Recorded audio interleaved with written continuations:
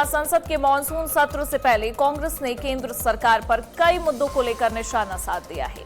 कांग्रेस नेता गौरव गोगोई ने यह कहा कि सरकार द्वारा लाए गए बिलों से अधिक महत्वपूर्ण राष्ट्रीय मुद्दों पर सदन में चर्चा होनी चाहिए। उन्होंने अयोध्या में राम मंदिर के लिए जुटाए गए चंदे में कथित अनियमितताओं का मुद्दा उठाते हुए सरकार से जवाबदेही और स्पष्ट जवाब की मांग की है। तो ये बड़ी जानकारी आप तक पहुंचा रहे हैं, जहां कांग्रेस नेता गौरव गोगोई ने कहा है कि सरकार द्वारा लाए गए बिलों से अधिक महत्वपूर्ण है राष्ट्रीय मुद्दे। आपको बता दें, उन्होंने अयोध्या में राम मंदिर के लिए जुटाए गए चंदे में कथित अनियमितताओं का मुद्दा उठाते हुए सरकार से जवाबदेही स्पष्ट करने की इस दौरान मांग की है।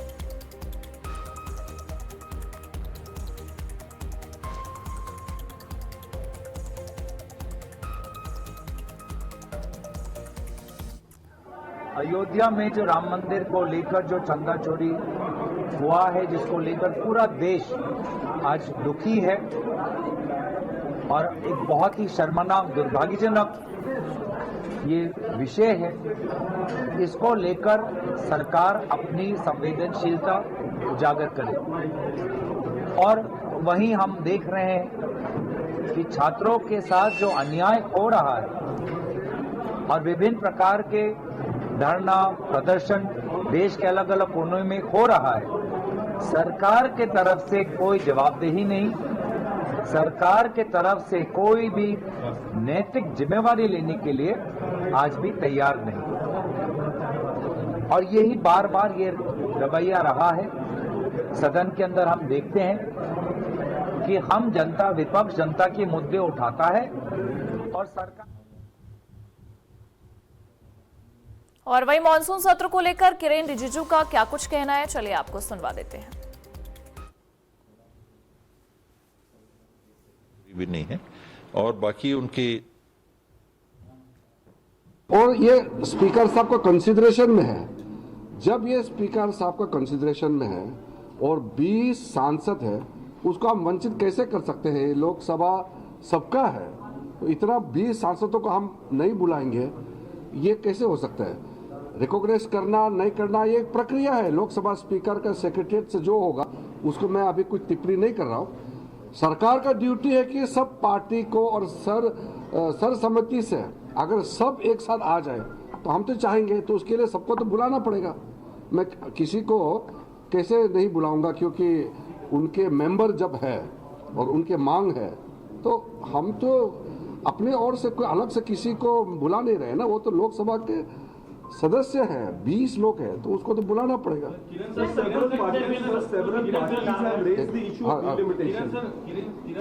डिलिमिटेशन बिल हालांकि अभी तक आधिकारिक तौर पे एजेंडे में नहीं है, लेकिन अगर लाया जाता है तो आपको भरोसा है कि और पार्टियों का समर्थन आपको हासिल होगा? 2/3 बहुमत। देखिए, फिलहाल हमने 8 बिल्स का सूची बुलेटिन के माध्यम से सूचना दिया गया है।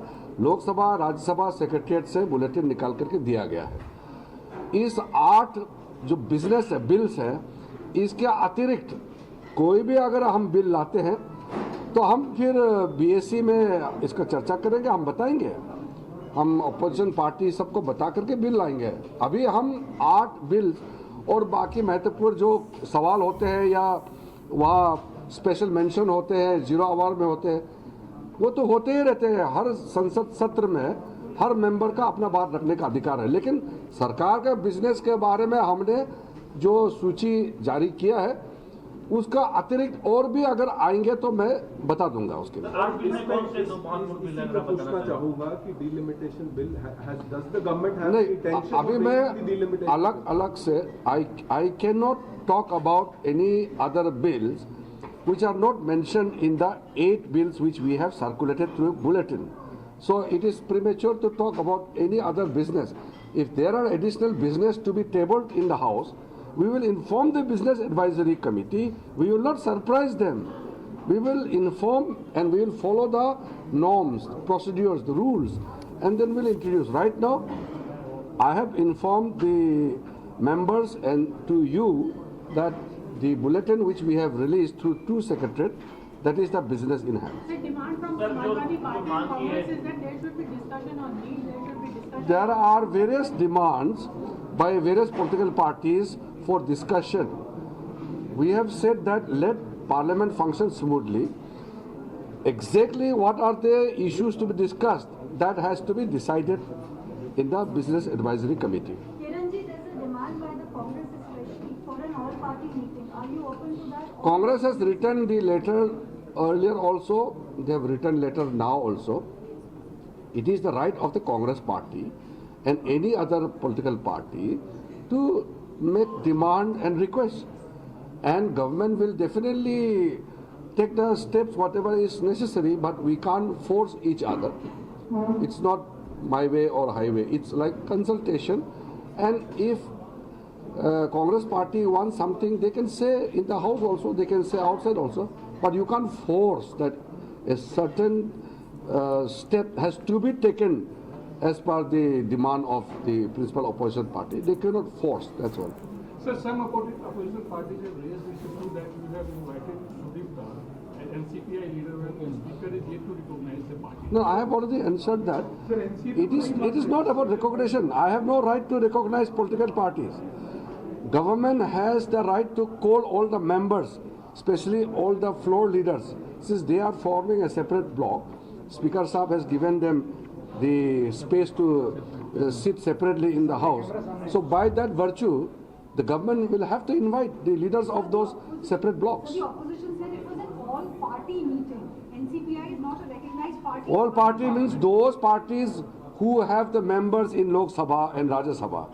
If there is a big block, they want to sit separately. Speaker Saab is taking cognizance of their demand. They have been given space in the house. How can government deny their attendance in the all-party floor leaders meeting? Demand बहुत है, एक करके चर्चा नहीं करना है, बहुत demand है, बहुत पॉइंट है. इतना बड़ा देश में मुद्दे भी कई होते हैं, एक मुद्दा से तो देश नहीं चलता है, कई मुद्दे होते हैं, लेकिन मुद्दे को अपना बात रखने का अधिकार है, लेकिन जबरदस्ती ये ही चर्चा करना है, बाकी नहीं करना, ऐसा तो कह नहीं सकता है कोई. धन्यवाद.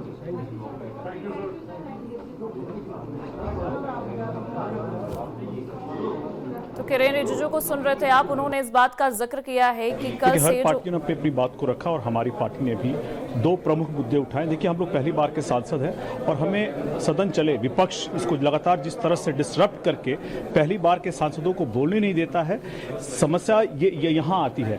हमारा आकलन आज से 3 साल बाद हमारे संसद में प्रदर्शन और क्षेत्र पे प्रदर्शन के कार्य के हिसाब से होगा.